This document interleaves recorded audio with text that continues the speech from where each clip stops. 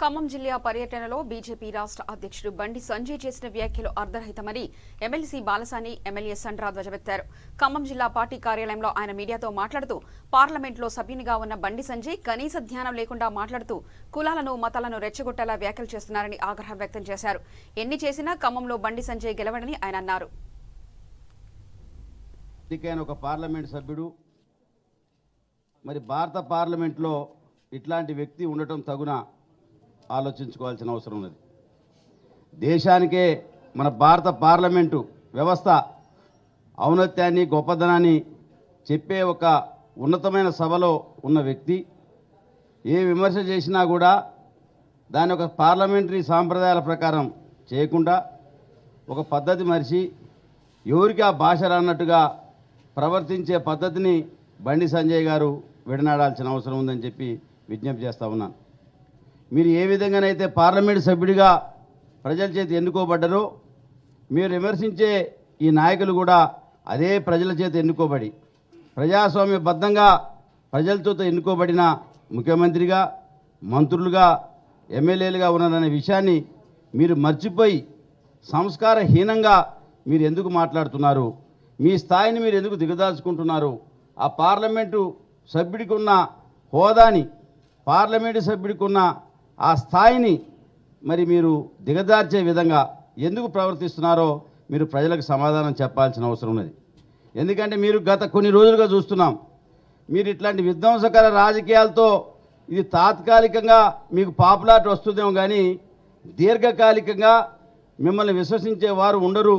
ఆ విషయాన్ని మీరు గమనించుకోవాల్సిన అవసరం ఉన్నది. నువ్వు అధికారంతో చూసేదానికంటే ఇప్పుడు మీ కేంద్రంలో మీ ప్రభుత్వం ఉంది, నువ్వు ఒక మరి ఎక్కువ మాట్లాడేటువంటి ఉంది, నీకు అభివృద్ధి గురించి తెలియనటువంటి వ్యక్తి. ఎందుకంటే ఒక పార్లమెంట్ సభ్యుడు మాట్లాడినటువంటి కార్యక్రమం ఎక్కడికి పోయినా ముందు సంక్షేమ అభివృద్ధి, మనం ఏం చేసేదో చెప్పుకుంటాం, అవతలలో ఏం జరిగిందో చెప్తాం, రేపు మనం జరగబోయే అభివృద్ధి ఏం చేస్తానో చెప్తాం.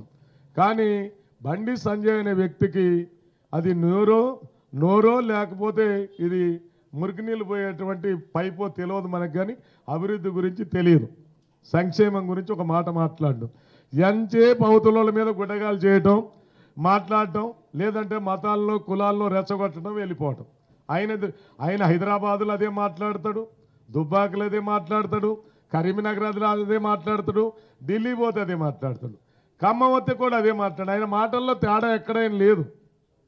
ఆడికి పోవటం లోకల్ నాయకులు టీఆర్ఎస్ పార్టీ, ఇప్పుడు టీఆర్ఎస్ పార్టీ నాయకుల మీద ఆయన చాలా చవాకులు పేరిండు, లేకపోతే కుటుంబ పరిపాలన అంటా ఉన్నా.